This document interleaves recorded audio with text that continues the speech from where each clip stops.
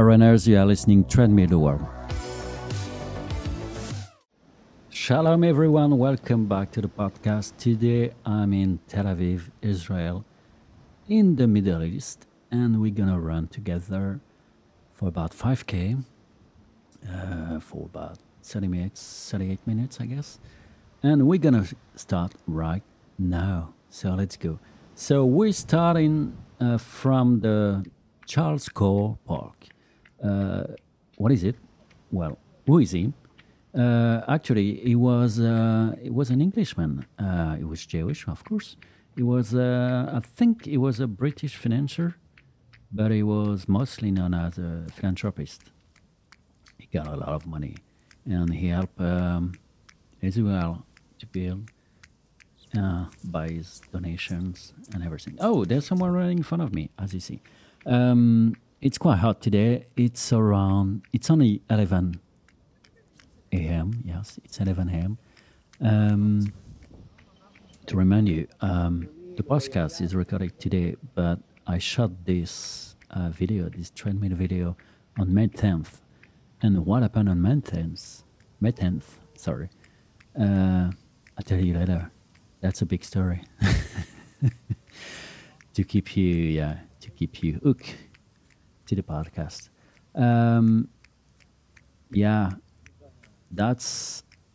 Okay. We are in the Charles Clores Park. It's quite small. It's about like 30 acres. It's about 0.12 kilometers square. So big and small. Well, I should say small. Anyway, see, if you look around, I mean, everybody looks fine. But the day before, it wasn't like this. Not at all. Not at all. Should I give you a hint first? Or we're just waiting a little bit more? No, I give you a hint. Oh, we're going to cross the Charles Clores Bridge right now. Small bridge made of wood and iron. Nothing big about it. And we're arriving. See the pavement right now. Looks like you're in Brazil. Yeah, totally looks like you're in Rio de Janeiro. The black and white stones pavement looks like exactly like in Rio de Janeiro beaches. Ipanema and Copacabana are just like this one. It's incredible. You just need to add like more palm tree, maybe more samba music around, and people in speedos and girls in bikini, and you are in Brazil. Same temperatures. Oh, if you look on the right side, you can see the remain of an old building. It's called Etzel Houses. Etzel Houses. It's commonly known as the Bet Gedi. And now it's a museum. It's a museum about the Zionist paramilitary organization, and that's remained. Yeah, used to be a district here, and it was totally destroyed by the municipality, and that's what remains of it. So let's go back to where we were. In Brazil. No, we are in Tel Aviv today. So what happened yesterday? I was on my way. I was in the plane. I was on my way to land in Tel Aviv airport when the captain received a message from the ATC. ATC is the air traffic control from the Israel government. And they told him to hold. What do you mean hold? Well, they told him to wait, to not land, because Tel Aviv was under an airstrike. Yeah, an airstrike. Hundreds of rockets were launched toward Israel and Tel Aviv. And guess what? I was in the air at that time.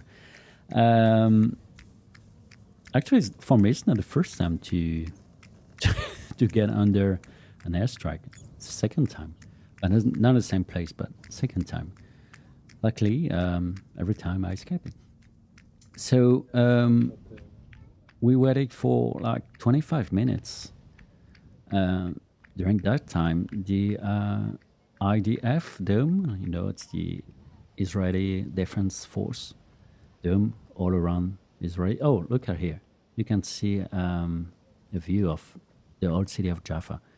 You have to go to Jaffa. Jaffa, it's on the side. It's in the neighborhood of Tel Aviv. Now it's part of Tel Aviv actually. Used to be the first city before Tel Aviv, and it was the Muslim city. Now it's part of Tel Aviv. It's very nice over there. It's quite small, but it's very nice. You've got narrow street, paved streets, and old buildings, and you're in the Middle East, so you have the same kind of architectures over there. So let's go back to our story. We wait 25 minutes, like making circle in the air until we got the authorization to land. And finally it happens, and nothing. Just passed the custom, went to my hotel. Then, like 2 hours after, I was waiting for my cousin. My cousin lives in Israel. I haven't seen her since like 20 years. She moved there, but we all have a different life, and she moved there, and I stay where I am now. But anyway, I was excited to meet her because 20 years, that's a long time. That's a fucking long time. I'm sorry. Excuse my French, but that's a fucking long time. And I was waiting for her in the lobby when I heard a message from the hotel security. Let me put it for you. Let's see.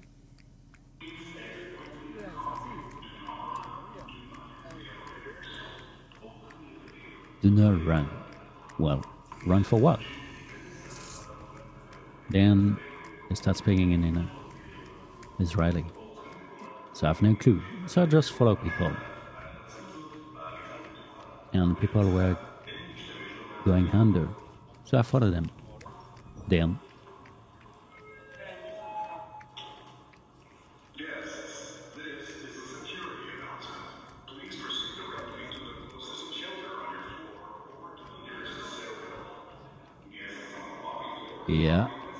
we had to go to the shelters because the airstrike were continuing. I mean, can you believe it? I escaped hundreds of rockets in the air, and when I was on the ground, they were keep going. I mean, that's insane. That's just insane. Just the rockets. Actually, I didn't see anything in the air, but didn't hear or say anything. I mean, the IDF, the airstrike. I mean, the counter-strike Israeli intercept like 154 missiles, I guess, and maybe 110 more rockets fell short, landing in Gaza. But anyway, that's crazy. That's nuts. I know the Middle East is a very tense place for different reasons. I'm not taking part of it, but that's just insane. Insane, yeah. And yeah, I was saying, for me, second time to be hit by rockets in the air. I'm gonna get used to. I'm making fun of it, but that's insane. The first time I was on my way back to Europe. I think I was in Ivory Coast, in Abidjan, and I was on my way back to Europe, and we were over, I guess, the Niger desert, when we saw one light coming to us from the ground. It was a rocket, but it was not strong enough to hit the plane. It just missed us. I mean, it couldn't reach us actually. We were way too high. We were like 33,000 feet high. It's about 10 kilometers high, so it was way too high. So right now, let's go back to the run. Right now we're on. I guess it's called the Kaufman Streets. As you may see, it's under construction. Yeah, they're arranging the promenade. They're making a beautiful beachfront now. Because you have to know, Tel Aviv and Israel is a brand new country, a brand new city. It's only like 50, 70 years old. So everything has to be built or rebuilt. So it's under construction all the time, all the fucking time it is. That's what my cousin told me. Okay, we're now approaching the beaches, and there's a lot of small beaches. The first one, I guess, it's called the Aviv Beaches. Aviv Beach, not beaches. Aviv Beach. And there's a couple of it. I'm going to just, because I like to run on the sand. I mean, it's an incredible feeling. Even if I wear my sandals, I try not to run in the wave, breaking waves. But I try to run on the sand, wet sand. It's so cool. Yeah, there's like maybe 6, 7, 8. Yeah, because we're gonna end the podcast. I guess I'm gonna stop in the Tel Aviv Marina. But until then, I'm gonna cross the Jerusalem Beach, the Tel Aviv Beach, the Trumpeldor Beach. Ooh, Trumpeldor. Sounds like Harry Potter's beach. There's the Bugrashov Beach. There's the Frischmann Beach. Oh, I can't say the Frischmann Beach, the Garden Beach, and more. I can remember all. But look at this. People just like walking by on the beach, playing with each other, talking about everything and nothing. Kids playing on the sand, making sand castle. Me running. Can you believe that yesterday, all the city were in the shelters? That's nuts. That's crazy. If I arrived today, I wouldn't believe it. It's just, whoa. That's crazy. Anyway, right now, I guess I'm in Jerusalem Beach because you can't see. Actually, you can make. I can't tell where I am because all the beaches are all close by together. So there's no way to make the differences. And see, if you look at people, they are way cool, playing cool. On the towel, people is running just under the sun, taking the sun bath. Water is warm, not that warm, but warm. And you can see people in bikini, you can see people enjoying life. Can you believe you're in the Middle East? No, you cannot. Except when you see a rocket in the sky. Anyway, let's keep continuing. Okay, as it's my second podcast, I'm gonna try to, as I said on the first one, try to improve it. I think I need to buy a better mic, maybe, because right now I'm using the Zoom H1N, and I don't know if it's alright for you guys. Maybe I should buy a better one. and we'll see. We'll see that later. Try to make my home studio improvement. Yeah, try to improve my home studio and see. And I'm gonna try also to do the podcast. I mean, to do the podcast. How should I say? To release the podcast in the same time I do release the new treadmill video. Today, Tel Aviv treadmill is out. I on Treadmill the World on YouTube. I put out every Friday a new treadmill video. I try to every Friday. So what I'm gonna do, I'm going to try to sync my podcast with the new coming up, the new, how do I say? I would try to synchronize both in the same time, so that way you could watch the YouTube one and you can hear the podcast as well. It's up to you, because right now I'm just recording over all videos, but I have more to come next week and next week, and there's a bunch of it. Which one should I tell you? You've got, so next week, let me check. Next week, what is today? June 16th. You have new one from Lima in Peru. It's going to be out on the 23rd. Then you have next one will be a new one from the Old Jaffa, actually. Then you have the new one from Sao Paulo in Brazil. Then you have a new one from Bogota. And that's all the coming up next month. But I do have a bunch of videos to record over. I don't know where to start.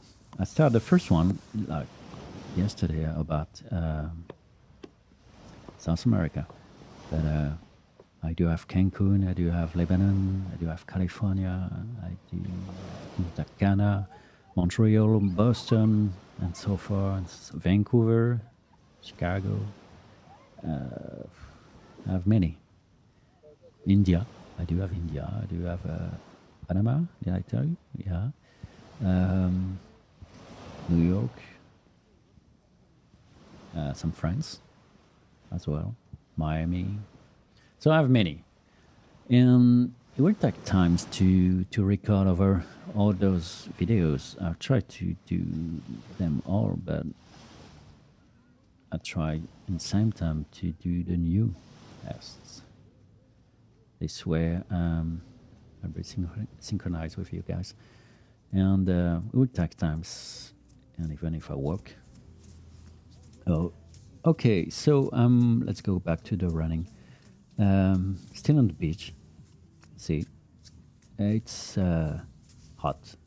It's still hot. I remember. Oh yeah, I remember when I was running. I had my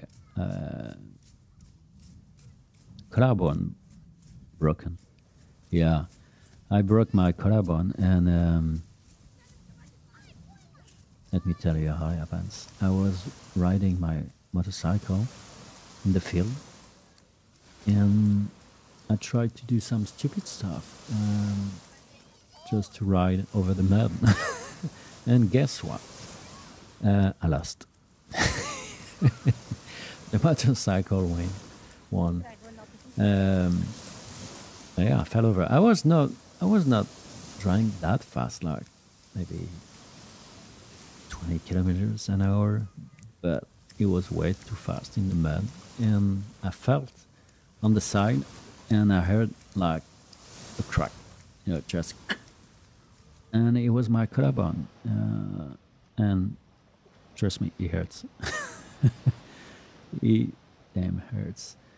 So the thing is that at that moment, see the kids just playing in the sand. at the time, I was by myself in the field. I was not that far from my home, like maybe 10 minutes driving. Not that far, but in the countryside, the field, in the mud. My motorcycles weighed about, I think, 125 kilograms. That's heavy, especially when you do have only one collarbone left. The other one is broken. It was way hard to get back on my motorcycle. I couldn't walk and leave but the motorcycle. I had to go back on my motorcycle and go home. And that's what I did. Took me like 20 minutes because I couldn't, change the gears. I was just driving in first gears or second gears because it was, my collarbone was hurting so much. But anyway, so I went to the AR. My wife drove me to the AR and I wait there for about like 4.5 hours, 5 hours. And the doctor told me, no, you've got nothing. What do you mean I got nothing? No, look at the radio, there's nothing. Are you sure? Yeah. Okay. So I just went home and it was, I was still hurt. And I went on like about a week and a half like this. Then a week later, I went back to the doctors and asked him, well, I need an appointment with a specialist. So I went for a scanner and then they saw my collarbone was broken. The first doctor didn't see it, but the second one did. And the thing is, there's nothing to do except, folding your arm like 90 degrees. There's nothing to do. And that's what I did. Just waited. Wow.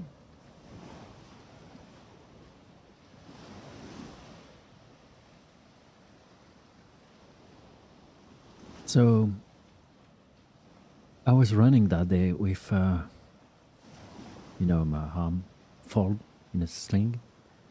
And yeah, it's a sling. It's quite...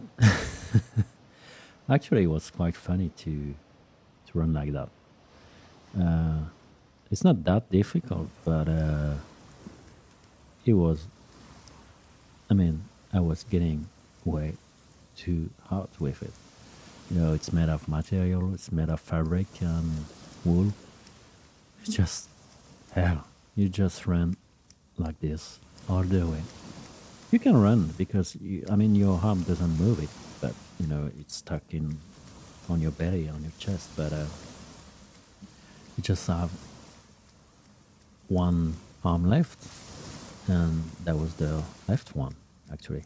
I'm right-handed, and of course, I had to carry my my camera to record the video on the left hand, and that was not easy actually to watch my watch, see what's my pace and the speed and distance, and at the same time I had to carry my my GoPro on the other hand. And I was, of course, running on the beach. Why it's not flat? Okay, I know I make it harder for myself, but that was fun. And actually my collarbone now, it's back now, because it happens on April 27th, if I remember. And now we are June 16th. So it's about 2 months, almost 2 months, and it's getting better. I can move my arm freely now. It doesn't hurt that much anymore. I cannot still sleep on the right side, but I can pretty much do almost everything. But for a month, it was hell. I couldn't move my arm. Like imagine shower, driving, or doing the simple thing with your first hand, and it was hell. I still have 1 month left to well to get in shape. Doctors say it takes between 3 months and 6 months. So anyway, we leaving now the beaches, and let me check where we are. Yeah, we're just nearby the pool. Yeah, the pool. It's called. I think it's the Golden Pool. Yeah, it's behind the Golden Pool, and we're gonna arrive nearby the another beach because there's so many beaches, and see, you cannot believe that the day before they were under an airstrike, rocket airstrike. Just that's sometimes life is just goes on like nothing happened, and yeah, that's amazed me. That's what's good about life. Something terrible happened, but the next day, okay, it's a brand new day. Let's go on. So, okay, this is the, I think it's the Tel Aviv Marina, and we're still heading to the port, to the old port where we're gonna end the podcast today. The marina is quite small, actually. I was expecting more boats over there, and I don't know why I was expecting maybe big yacht, but no, there's more boat actually, and I don't know. In my mind, I don't know. All right, someone resting on a bench under the shades of coconuts or palm tree. I guess it's palm tree. It's not coconuts. I didn't see any coconuts around here. Well, no, there's no coconuts in the. It's palm tree where you can eat some good dates. Actually, I do not like dates. The fruit, that date, like the date. It's quite popular over there, but I don't like it that much. I used to remember my uncle. He used to bring some at home a lot of time for Christmas or every time I went there, but I don't like it. Don't like this fruit. So we are now on, I think it's the Shlomo Lahat Promenade, if I pronounce it well. As you can see, you can walk, do bicycle. Of course, try to run where people are walking and not where people are riding bicycle. Because you'll be, well, first you'll be in danger, because if you come from behind you, you won't see it. Then it's not a way to go, so just stay on the left side of the road. There's plenty of space for you to run, and just enjoy the view. Freddie.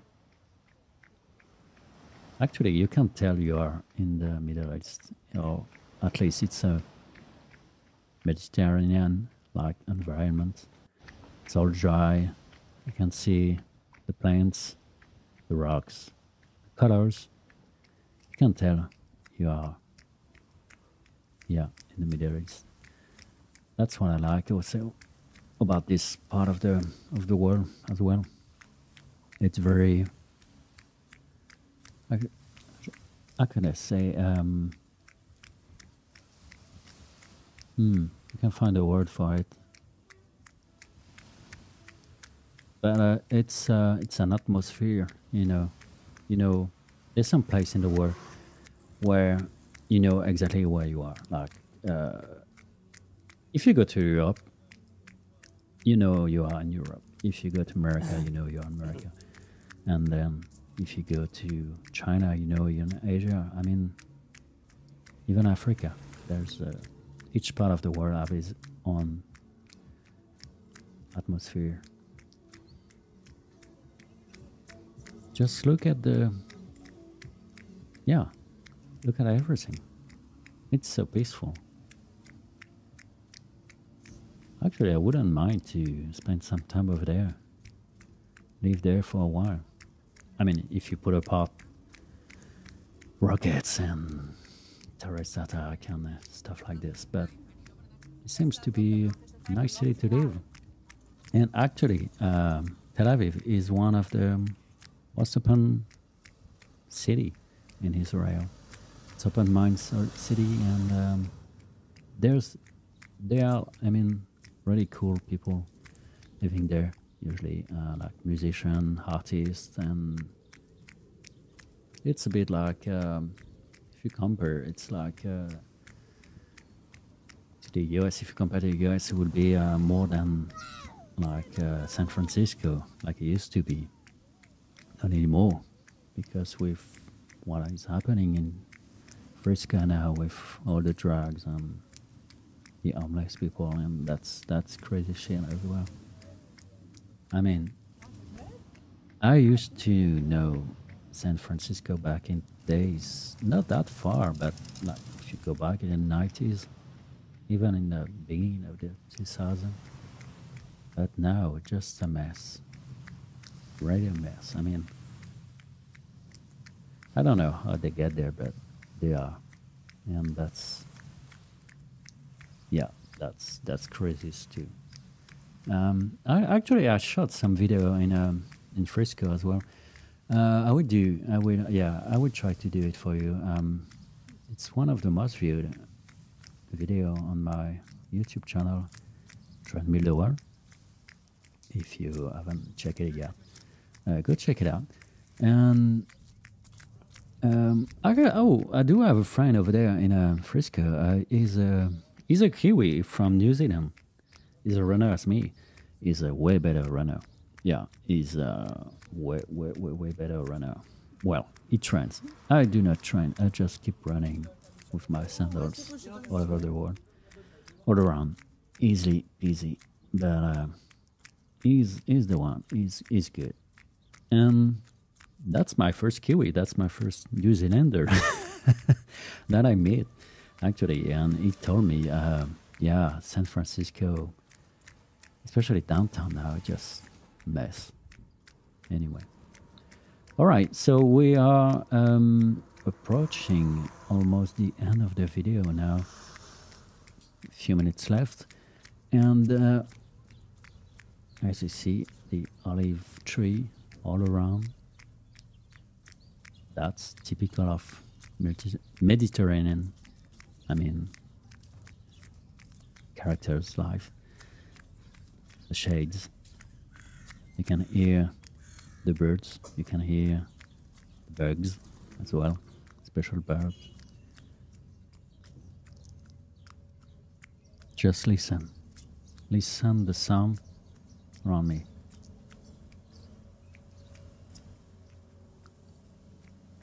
Can you put yourself right now in the Middle East, in Tel Aviv, Israel? Yeah, you can hear, actually, you hear too much the slaps of my sandals hitting the ground. We are back on the asphalt now, on the parking lot. There's nothing quite great to go through the parking lot, but if you pay attention to it, I mean, I'm running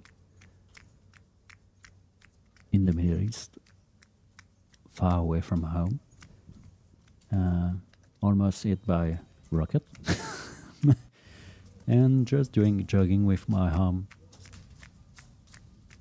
in a sling. Anyway, see people that enjoying under the shades, playing chess, card, all people. Life like goes on, and that's my main goal. I mean, that's the main mojo of my life. Life goes on. You have to go. Things happen, shits happen, but beautiful moments happen as well. And you never know what's the next one. So we're almost there. We are arriving on the deck of the port, the old port. We left the marina, Tel Aviv marina behind us. Two girls riding a bicycle. And just straight ahead, the end of the podcast. So, as I said, I'm gonna try to do voiceover. My next podcast will be coming out next Friday, and it was, I think it was Lima. Yeah, I think it will be Lima. We're gonna try to run together. I will try to do my voiceover. We're gonna run around the Costa Valley beaches, and I'm gonna describe you a little bit of this city of Lima in Peru. Well, it was not the best one, actually. It was not the best. I was quite a bit disappointed about those beaches, but I had to go. I had to give it a chance, and I did. And well, it was not like the best run of my life, but I ran over there. All right, guys. You can see the end right near of the deck. We're almost there, like 1 minute left. The couples pass by. Three fishermen eating for fish to bring it home for tonight. Make supper. Who knows? Or maybe just spending time outside. There's one more. Waiting. That's the main part of fishing. You wait, and you wait, and you wait. And most of the time you get nothing. That's the pleasure of fishing. All right, we just have arrived at the end of the podcast. Don't forget to subscribe if you like it. And see you around. See you next time. Bye-bye. Take care.